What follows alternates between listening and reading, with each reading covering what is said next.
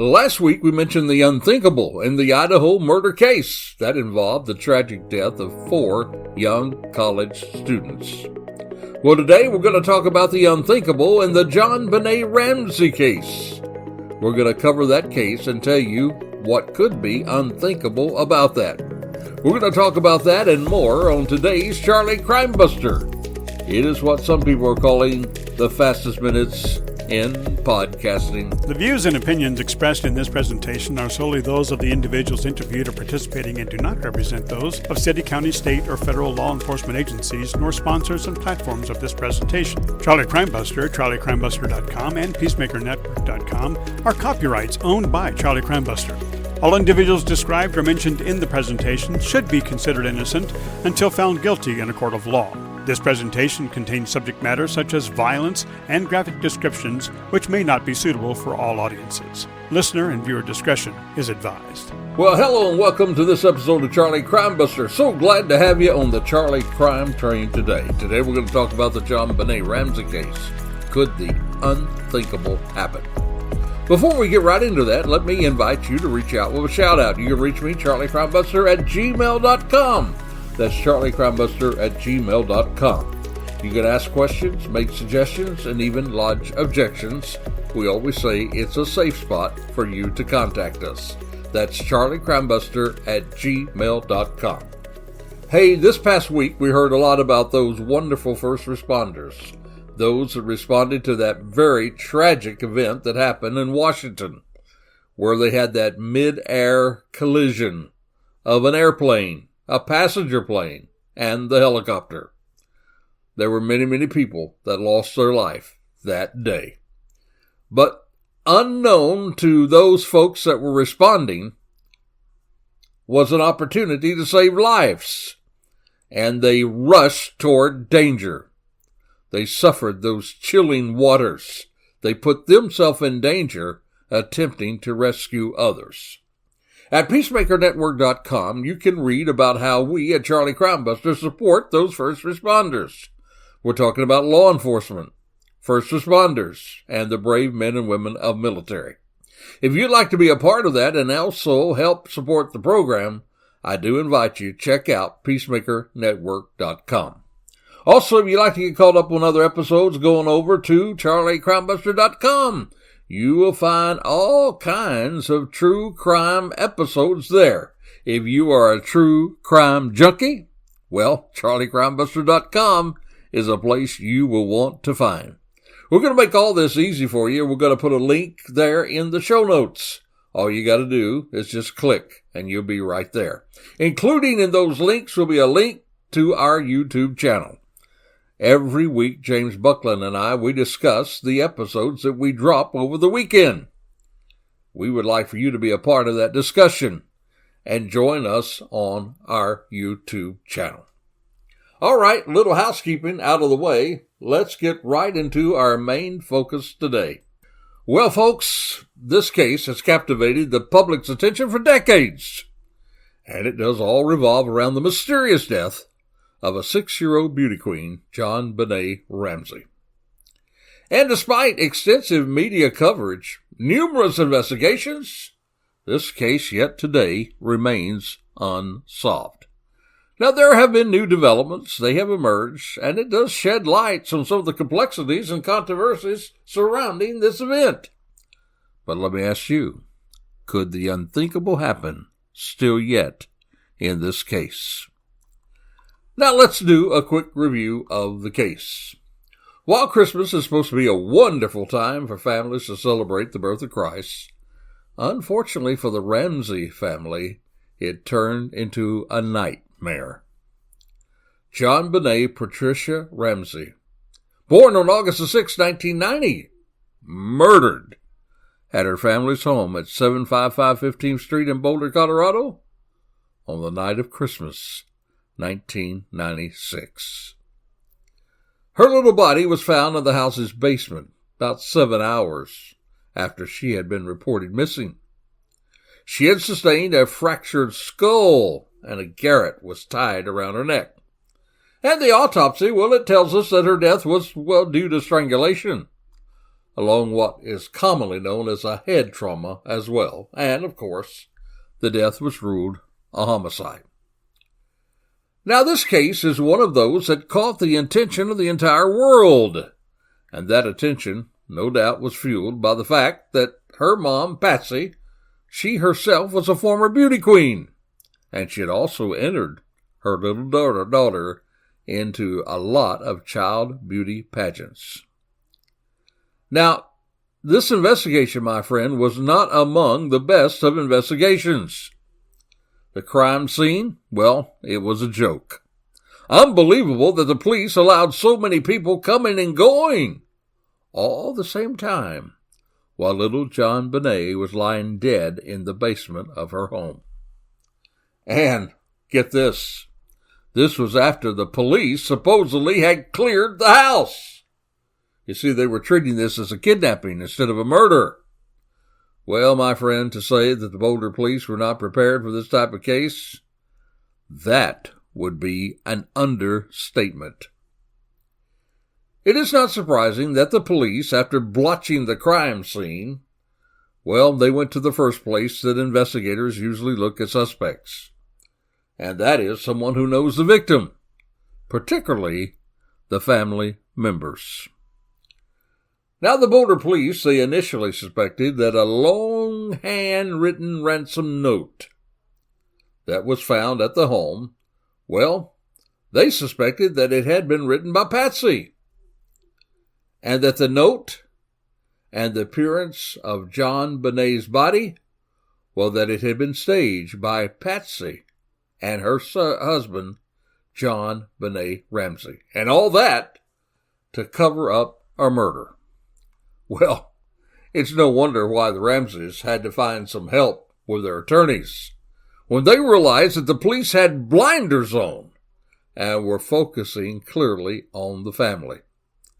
Of course, they were careful in any interaction with the police, but yet that itself made the department even more suspicious of the family as suspects. In fact, unsealed court documents revealed that in 1999, the grand jury recommended filing charges against the Ramseys. Those charges permitting a child to be in a threatening situation. And John and Patsy were also accused of hindering the prosecution of an unidentified person who had committed the crime of murder in the first degree and child abuse, resulting in her death. However, at that time, the DA determined that there was insufficient evidence to pursue an indictment. But my friend, don't let the fact that a grand jury went this way, as we said often on this program, and you've probably heard it said before, well, a grand jury could indict a ham sandwich. You see, they were led that way because the prosecutors have an advantage in pushing their own thoughts to a grand jury without the balance of a defense attorney. Well, the police, and unfortunately, most of the world, believed that the parents were guilty. And this was spoon-fed speculation, void of evidence that the Ramseys were guilty. But my friend, this began to change. It began to change when there was a guy by the name of Lou Smith, a seasoned homicide detective. He had been successful in solving several cold cases, and Lou Smith, as a retired detective, came to the beck and call of the district attorney's office. He was called on to assist with the case.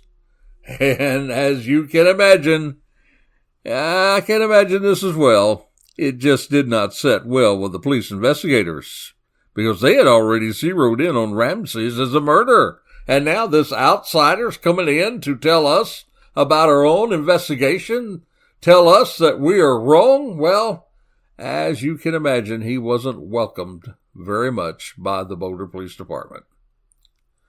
But in May of 1988, Lou Smith presented his own investigative findings to the police, staff members of the DA's office, and others.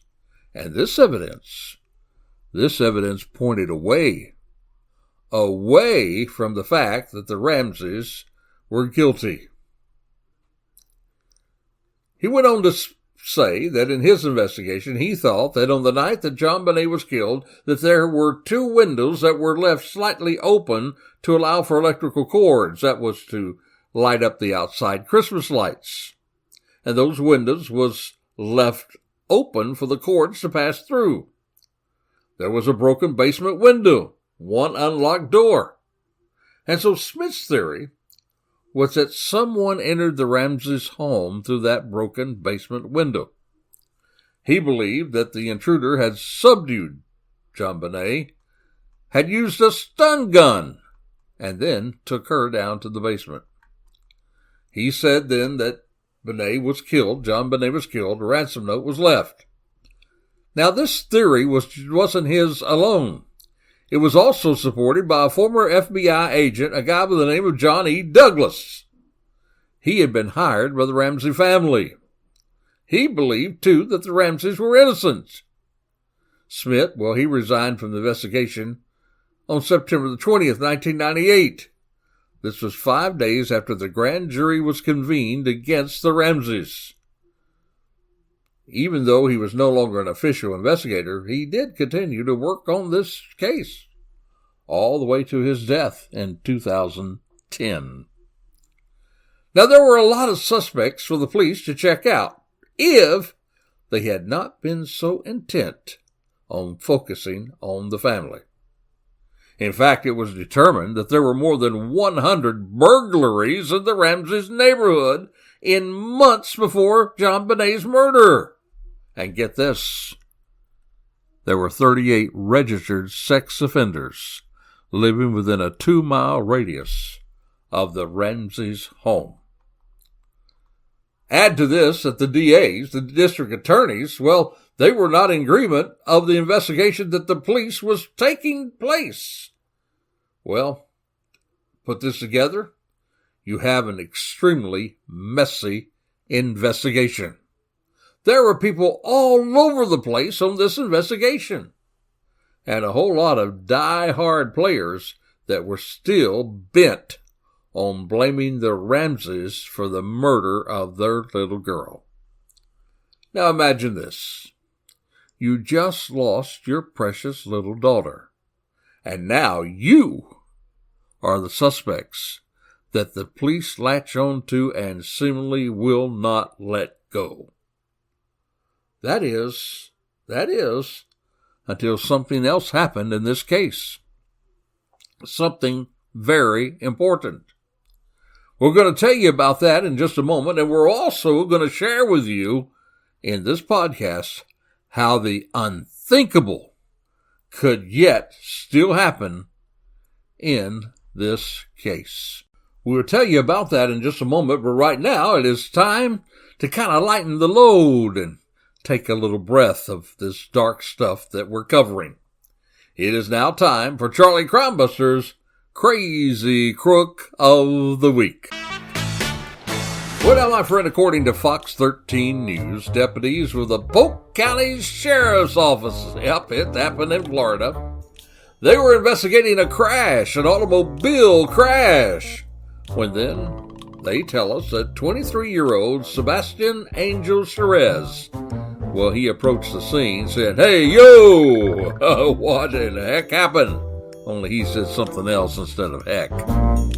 Well, the deputy then explained that there was a car crash. Everything seemed to be doing all right. But then this 23-year-old Sebastian, he got angry, got in the officer's face, and asked more questions about the crash. And when the officer asked him to back away so everybody could do the job, then Sebastian responded by telling the officer that he can't tell him what to do. Again, according to Fox News. Well, the deputy then explained that this guy, Sebastian, was impeding his work, that he needed to be moved or he would be arrested. And here's where the crazy gets crazy.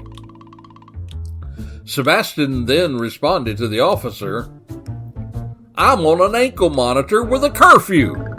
You can't arrest me. You can't take me anywhere."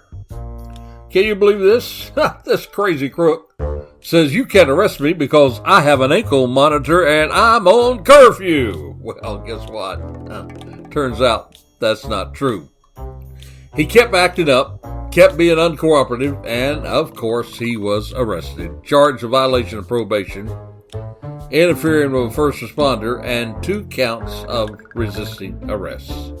So my friend, this crazy crook, who began to interfere with an officer doing their job, and continued to interfere, and then told the officer that he could not be arrested because he already had an ankle monitor and was on curfew, could not be arrested because of that. Well, that, my friend, indeed, is Charlie Crimebuster's Crazy Crook of the Week.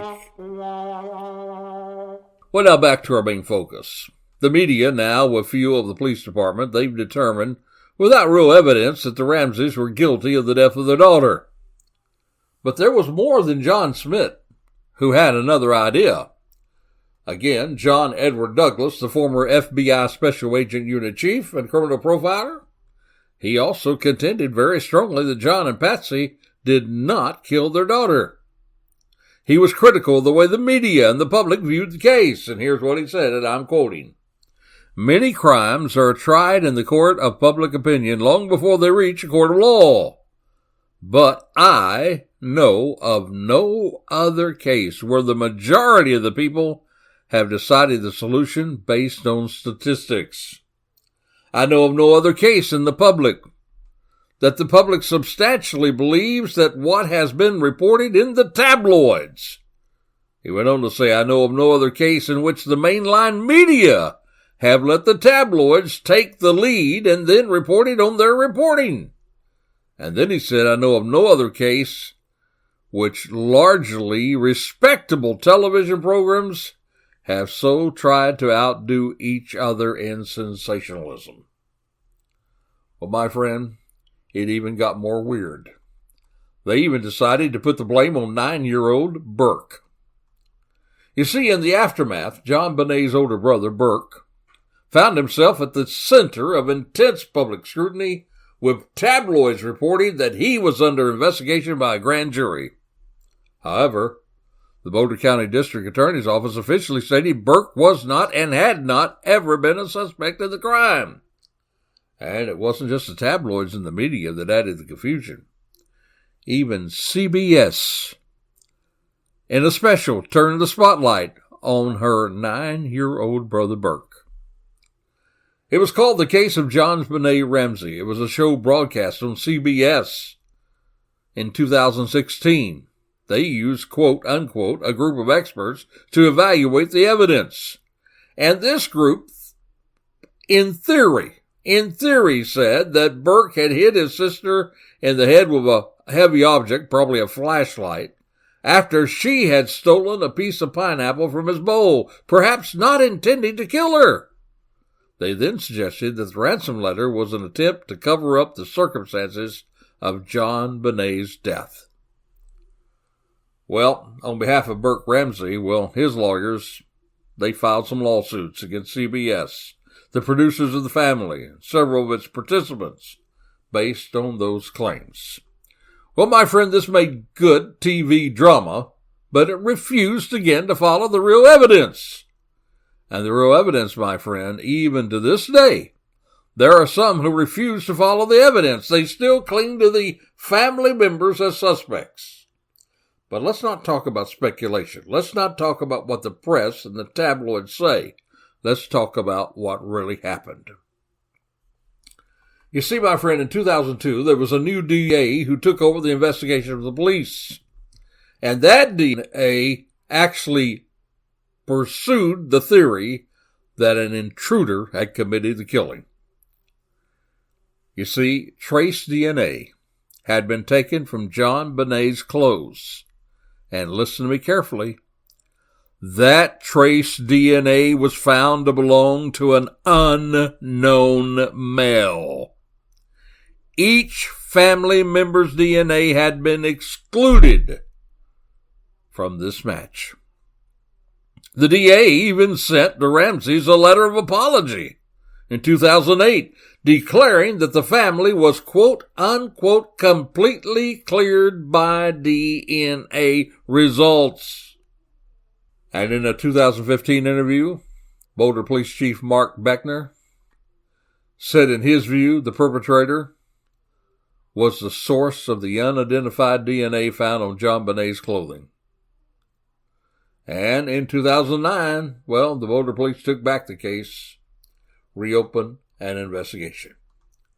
So listen to me very carefully. This DNA, along with recent investigations and advancements in DNA technology, now it brings new hope to this investigation. One of the most significant updates in this case involves advancements on DNA technology.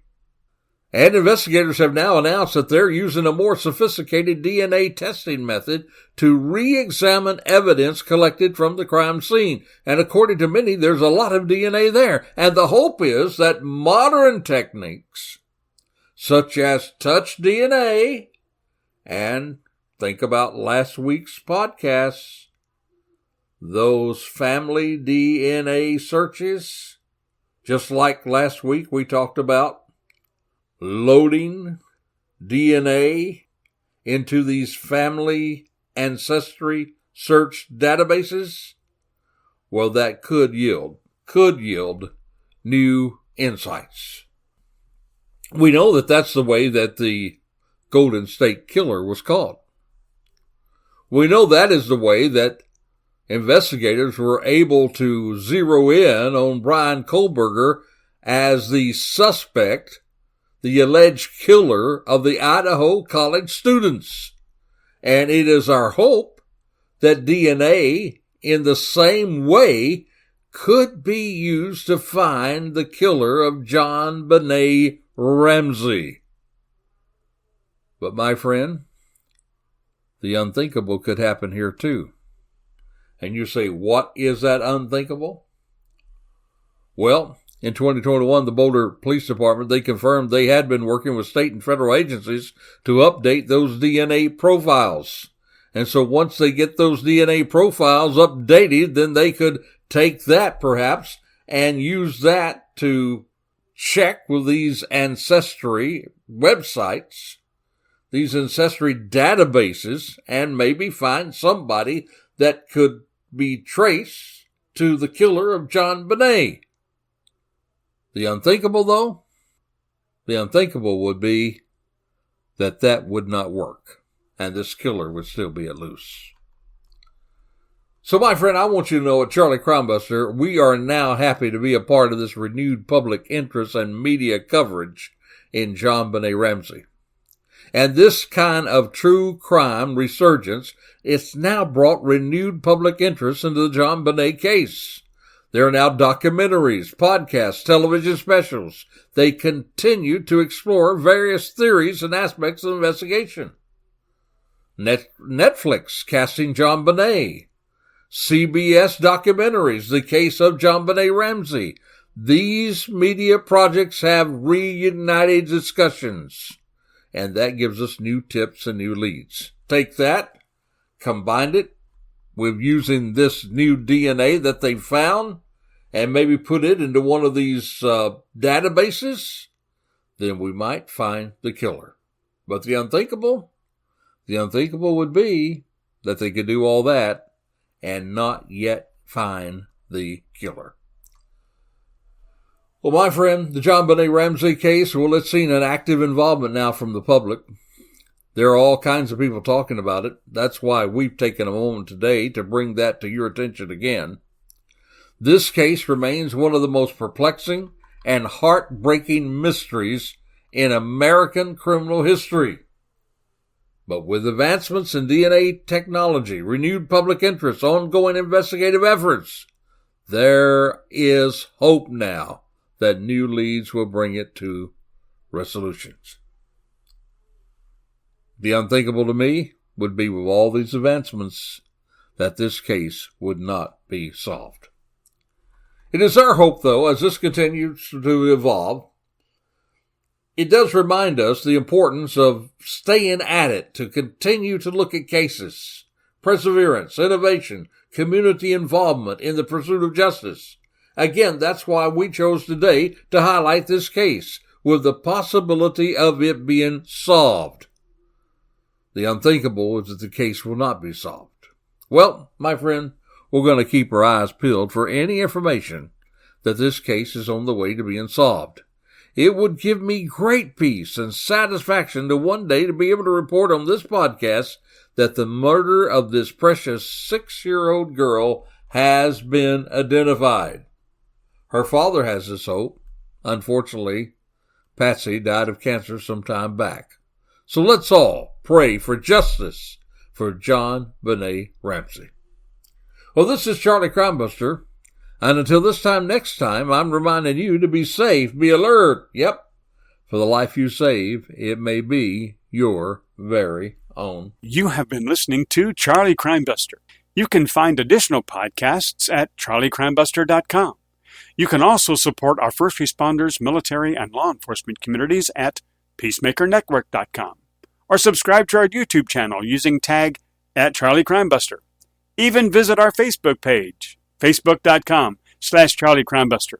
Or if you would like to make suggestions for future podcasts, please send your ideas to charliecrimebuster@gmail.com. That's charliecrimebuster@gmail.com. Thank you for joining us today, and we hope that you will join us next week for another exciting crime story with Charlie Crimebuster. Marketing is hard. But I'll tell you a little secret. It doesn't have to be. Let me point something out. You're listening to a podcast right now, and it's great. You love the host. You seek it out and download it. You listen to it while driving, working out, cooking, even going to the bathroom. Podcasts are a pretty close companion. And this is a podcast ad. Did I get your attention? You can reach great listeners like yourself with podcast advertising from Libsyn Ads. Choose from hundreds of top podcasts offering host endorsements, or run a pre-produced ad like this one across thousands of shows to reach your target audience in their favorite podcasts with Libsyn Ads. Go to libsynads.com, that's LIBSYN, ads.com today.